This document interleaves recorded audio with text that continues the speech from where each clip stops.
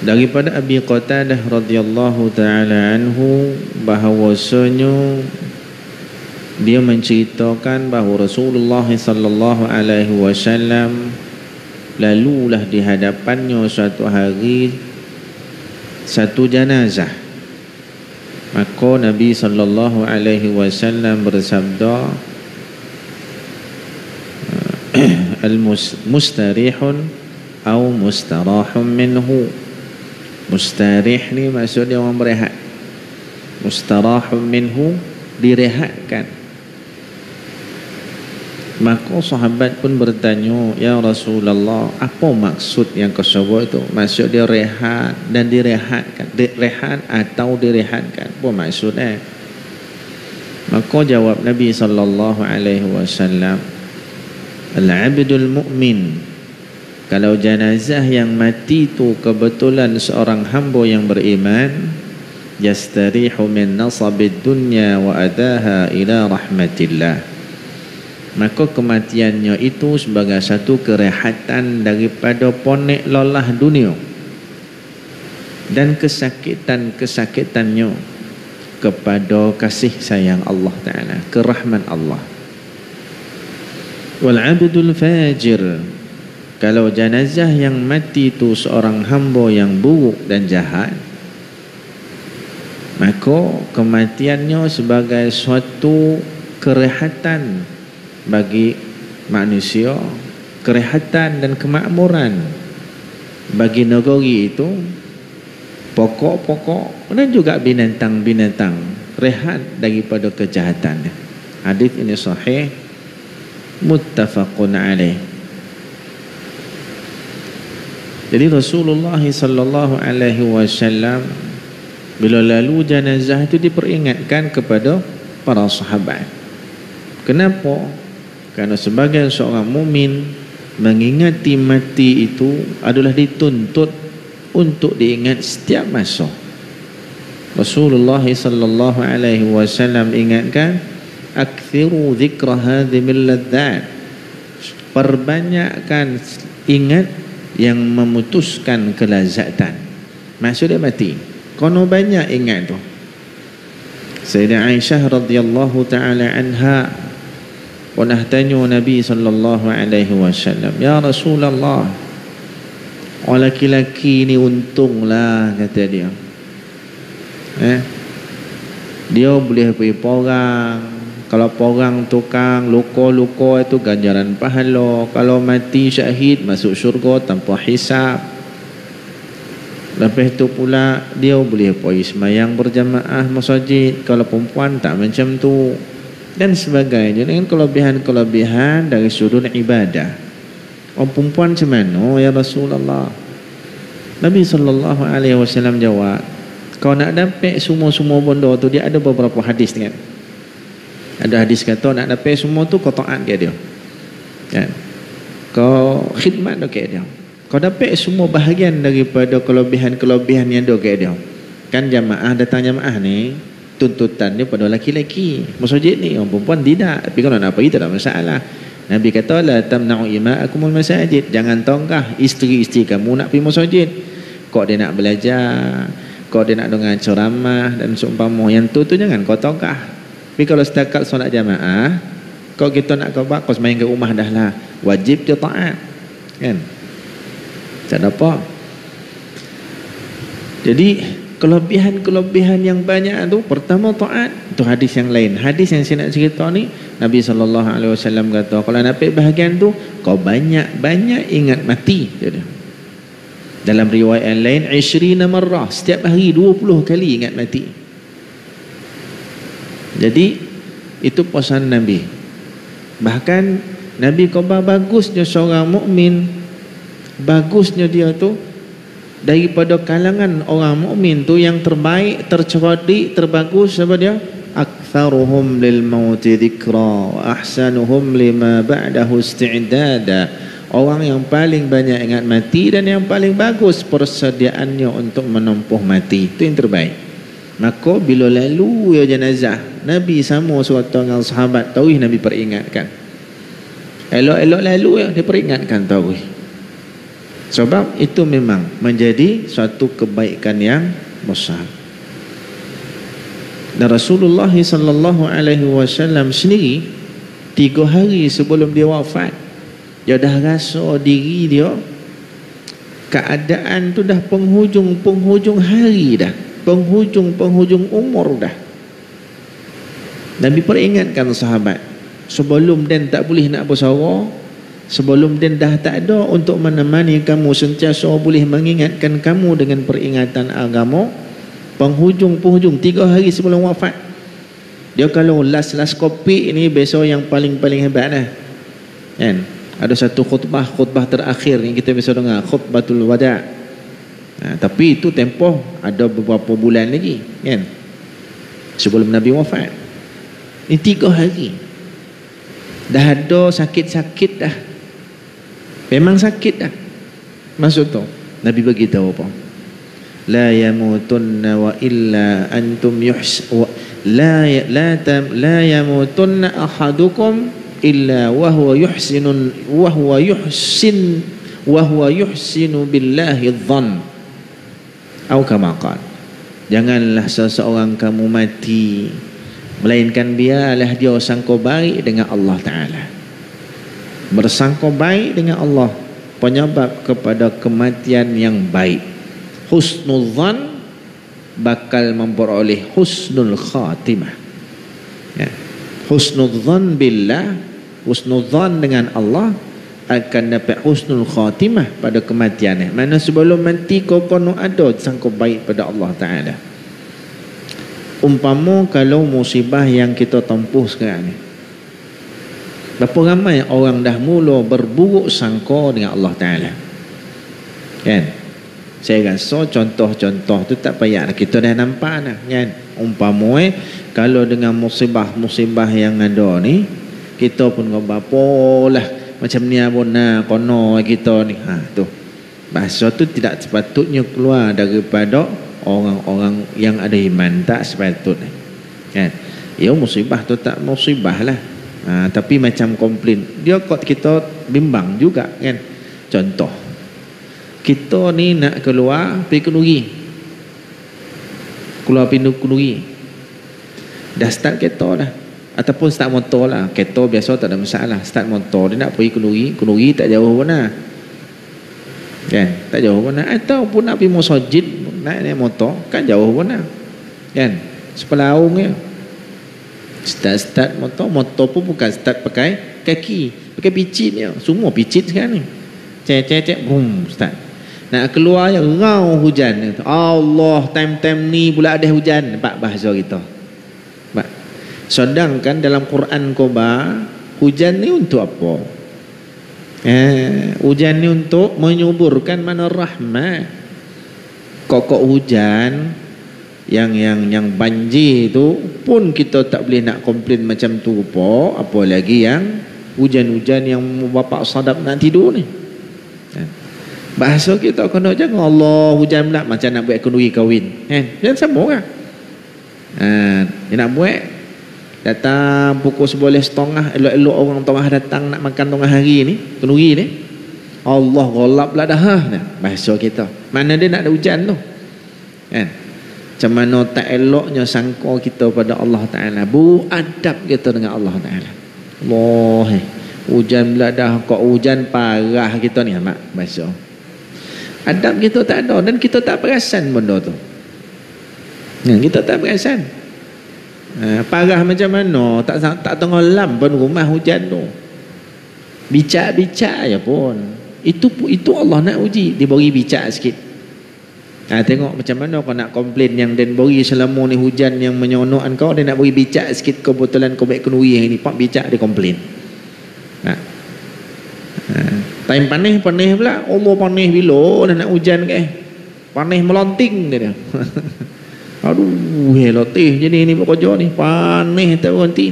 Yang motong kotah sedap lah pula, bagus. Kau hujan kan, Allah hujan lah pula, bila lah boleh motong. Ni yang motong pula. Ada orang yang komplain bila hujan, bila panih alhamdulillah. Ada orang yang komplain panih, bila hujan alhamdulillah. Ada lebih tahu hujan pun komplain, panih pun komplain. Ani duduk dalam kubur sonang. Tak ada yang elok ada. Sebab tu Nabi SAW pesan ni, mulut kita tu jagalah. Kau mulut buat keluar bahasa sangka tak elok buruk-buruk Allah Ta'ala, kau takut besok kau nak balik ke Allah Ta'ala, kau tak boleh nak saksikan Allah Ta'ala tu kan mulut kau. Sebab mulut ni selalu menyebut bahasa buruk sangka dengan Allah. Semana kita nak sebut Allah dalam hati, sebab payah. Nabi kata, man mata wa qala la ilaha illallah dakhala al-jannah. Siapa yang mati sebut la ilaha illallah garanti syurga. Tapi kalau mulut ni main bahasa tak elok dengan Allah Ta'ala, nak ambil macam mana? Nak dapat macam mana? Susah. Kan? Sebab tu Nabi SAW anjurkan kita selalu pergi ziarah orang sakit. Kan? Ziarah orang sakit sambil kita doakan dia. Kan? Samping memberi muhasabah kat kita. Sebab kebanyakan kematian itu Allah dulukan alamat sakit. Allah dulukan dengan petanda-petanda sakit. Ada yang sakit buah pinggang, ada yang sakit jantung, ada yang sakit hati limpo, ada macam-macam penyakit. Allah dulukan tu sebagai petanda dan nak jemput kau. Kita pergi pula ziarah dia. Balik-balik solang 2 hari donga dia dah tak ada. Kan? Tak ada dah. Dan Nabi SAW pesan, kan, kalau kau pergi ziarah orang sakit, kalau kau dengar orang sakit, pergi ziarah. Sebab itu Nabi sebut haqqul muslim 'alal muslim khamsin. Kewajipan seorang muslim terhadap saudara muslimnya ada 5. Salah satu iyadatul marid, ziarah saudara kita tu bila dia sakit. Dan jangan lupa hadis ni sahih riwayat Imam Bukhari, riwayat Imam Tirmizi rahimahullahu taala. Nabi sallallahu alaihi wasallam kata, apabila kau pergi ziarah orang sakit, jangan lupa suruh dia pula doa untuk kita. Ada riwayat kita doa untuk dia supaya dia sihat. Minta dia doa untuk kita, ringkas-ringkas cukup, jangan panjang lebar. Kawan tu pun sakit, apalagi waya sana waya sanun, apalagi memang tak boleh nak bersuara, tu tak payahlah. Kalau kebetulan sakit biasa-biasa, boleh sembang borak, last nak balik, kita kebam dia. Nabi kata sebelum balik kau suruh dia doa kita. Pasal apa? Fa inna du'aahu ka du'ail malaikah. Sesungguhnya doa orang sakit macam doa malaikat. Ni riwayat Imam Tirmizi ya ni. Salah, riwayat Imam Ibnu Majah. Tadi Tirmizi, ni Ibnu Majah. Tu Nabi SAW kata kalau kita pergi ziarah orang sakit, minta dia doa kat kita. Kan? Doa apa? Doa lah apa-apa pun kan. Minta sejahtera dah lah, berkat umur, berkat hidup. Ini tak, dan ada projek baru masuk, kau tolonglah doa dia dapat. Tak adalah salah itu, tapi tempolok dia ingat duit dia. Ini tak ada. Kan? Mula kita doakan sihat dia, itu yang terbaik kan. Ni siap khabar lah. Ada kan kawan dan cen kau ya sakit ni, lepas 3 hari langsung tak ada ni kawan. Kan?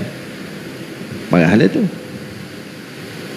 Jadi Nabi SAW peringatkan, bila lalu jenazah Nabi kata mustarih atau mustarahum minhu. Jenazah yang mati lalu ni, tak dia tu mustarih ataupun dia jadi mustarah minhu. Maka Nabi jelaskanlah mustarih itu apa, mustarah minhu itu apa. Kan? Maka dia duduk beza. Mustarih maksud dia yang mati itu mukmin, mustarah minhu maksud dia yang mati itu fajir, mana orang jahat, tak elok. Wal-iyadzu billah. Manusia ni kadang-kadang Allah jadi baik belum tentu penghujungnya sama. Mungkin buruk, wal-iyadzu billah. Allah jadikan seorang tu buruk jahat, tak tentu lagi penghujung umurnya, mungkin dia baik. Kan hadis tu sahih riwayat Imam Bukhari. Nabi SAW bercerita tentang satu orang budak Yahudi dalam keadaan sakit, Nabi ziarah. Yahudi pun Nabi ziarah. Maka tidak menjadi kesalahan kalau jiran kita yang non-Muslim, kawan satu sekolah lama dulu non-Muslim, kawan yang sama-sama bersukan non-Muslim, tak kisah, donga dia sakit ziarah, baik pahala. Nabi sendiri Yahudi, bukan satu hadis, banyak hadis, bukan satu Yahudi, ramai Yahudi yang Nabi bila donga sakit, Nabi ziarah. Bahkan musuh dia yang menyakiti dia sakit, dia pergi ziarah. Tu tak terbuik dah kita tu dah. Orang perempuan kan, hadis tu pun sahih. Nabi cerita, dia cerita apa? Nabi punya jalan tu dibuangi sampah, letak sampah. Satu riwayat diletak najis. Nabi selalu jalan tu, jalan tu, trek tu Nabi selalu jalan, perempuan ni selalu letak sampah ke situ. Kan? Ataupun letak najis dah ke situ. Nabi tak ada buat apa, diam. Tak pernah Nabi tak pernah Nabi menyambut-nyambut keburukan padahal yang dia buat tu buruk. Satu hari tak ada sampah tempek yang dia lalu tu. Sampai dia bertanya, mana orang yang selalu letak sampah sini ni? Dia jawab, dia orang sakit pori jongok kan. Jadi Nabi SAW pergi tengok seorang budak lelaki Yahudi dalam keadaan sakit. Sakit ni bukan sakit biasa, sakit nazak. Nabi pergi tengok sayu dah, sebab budak ni selalu dengan dia. Sayu dah, Allah sakit dah kau.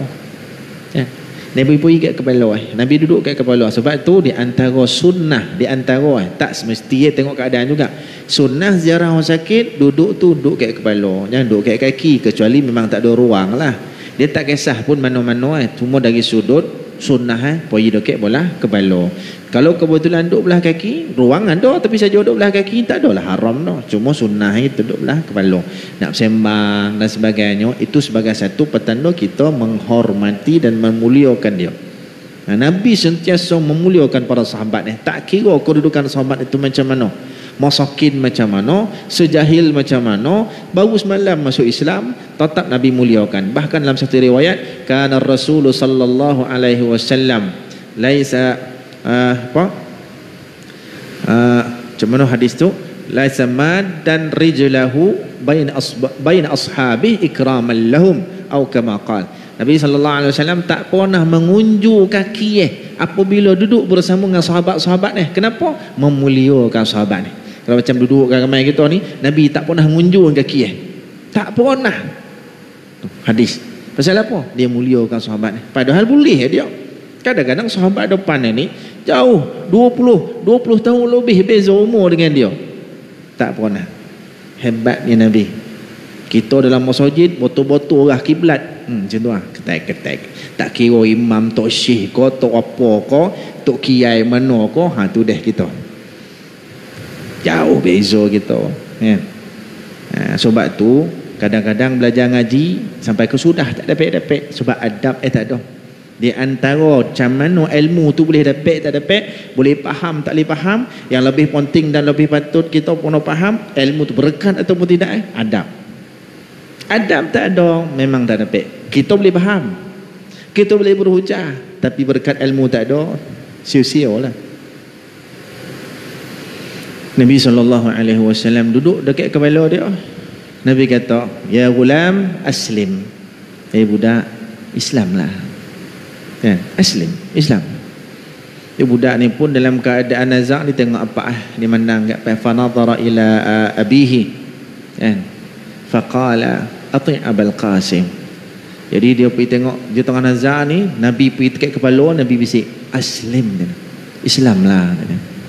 Maka dia pergi tengok apa pulasnya, Nabi belah ni, apa belah. Bila Nabi kobar kat telinga ni, Islam dia tengok apa kobar. Dan satu riwayat apa bagi isyarat mengangguk. Satu riwayat yang lain dia bercakap, apa kata ati' Abul Qasim, ikutlah apa yang disebut dekat Abul Qasim. Abul Qasim tu gelaran bagi Nabi sallallahu alaihi wasallam. Maka dia pun Islam dengan syahadah. Maka Nabi pun agak gembira bila keluar, sebab lepas tu dia meninggal, budak ni meninggal jam-jam tu. Bila Nabi keluar, Nabi pun kata alhamdulillah alladhi anqadahu minan nar, segala puji bagi Allah yang telah pun menyelamatkan budak ini daripada azab api neraka. Nabi khabar macam tu kan.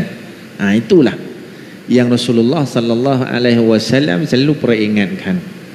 Kalau orang mukmin, alhamdulillah, tak masalah, tak panjang Nabi cerita kan.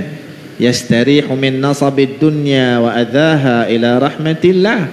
Dia rehat, yastarih maksudnya rehat daripada kepenatan hidup dunia. Ponek dunia ni, hidup dunia ni ponek. Mati dalam kubur sebagai seorang mukmin yang mati dijemput oleh Allah, kubur itu sebagai kerehatan dia. Dia masuk dalam kubur bukan setakat bentuk rehat, tapi rehat yang rehat yang diisi dengan segala bentuk nikmat. Kalau kita rehat dengan daripada ponik bekerja, duduk rumah atas cushion macam tu, ya rehat ya rehat. Habis-habis kita terlap tidur. Tidur tu pun sebagai satu kerehatan kayak kita. Tetapi rehat yang di dalam kubur, rehat yang sekali jalan dengan nikmat-nikmat dia. Contohlah kalau kita duduk atas cushion tu, kalau kita perlukan air, datang air. Perlukan makan, datang makan. Macam tu lah makna lah. Yang apa nak dapat dalam tu Wallahu alam. Tapi rehat dengan nikmat, kerehatan betul daripada kepenatan dunia wa adhaha, dan kesakitannya, ila rahmatillah, kembali ke pangkuan rahmat Allah. Adapun yang jahat, tengok, bukan setakat manusia, yustarahu minhu mustarahum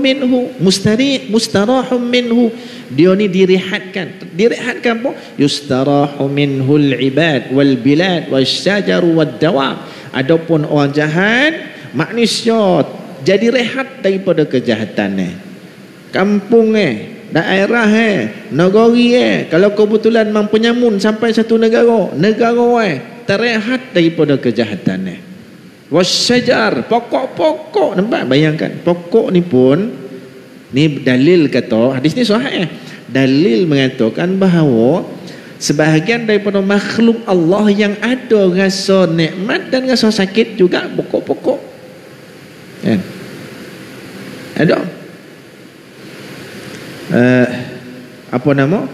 Wasyajar, pokok, wadawab, binatang dah tentulah kita tahu ada rasa sakit sebab dia berbunyi. Pokok tak ada bunyi, tapi pokok pun terasa kesakitan apabila hidup dilingkungi dengan orang-orang jahat.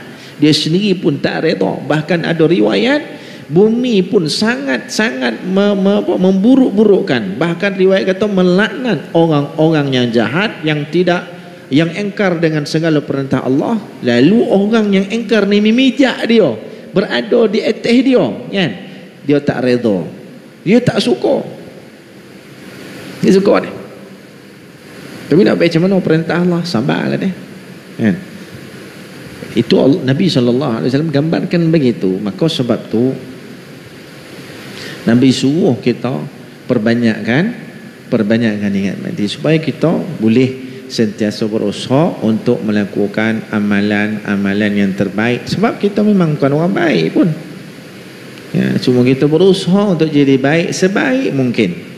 Sebab tu kita diberi dari Nabi SAW doa supaya kita minta dengan Allah. Walaupun hadis ini khusus kepada seorang sahabat bernama Mu'adz. Ya Mu'adz, qul fi duburi kulli salatin Allahumma a'inni ala dzikrika wa syukrika wa husni ibadatik. Itu biasa kita doa. Khusus pada dia, umum kita umat dia ni. Ambil Allahumma a'inni, ya Allah tolonglah aku, bantulah aku, ala dzikrika, dalam urusan mengingatmu, wa syukrika, dalam urusan berterima kasih dan bersyukur pada segala pemberian, kurniaan dan nikmatmu, wa husni ibadatik, dan tolonglah aku dalam menyempurnakan dalam melaksanakan kesempurnaan ibadah kepadamu. Tapi tak dengan Allah. Sebab kita tahu kita jahat, kita nak sempurna jadi baik. Walaupun kita dalam usaha tu tak dapat capai yang terbaik itu, tapi jalan kita menuju tu dah menuju ke situ, Allah dah jadikan kita yang terbaik. Dah jadi terbaik. Macam kita hari ni memang tiap-tiap hari dong orang mati, dilaporkan kematian COVID berapa jumlah hari ni, berapa jumlahnya. Kalau peringkat awal kita tengok laporan tu, kebanyakan ni yang meninggal ni ramai sama ada yang agak berumur ataupun yang memang dah ada penyakit yang lain, kan? Dah ada penyakit yang lain, yang ada komplikasi dan sebagainya.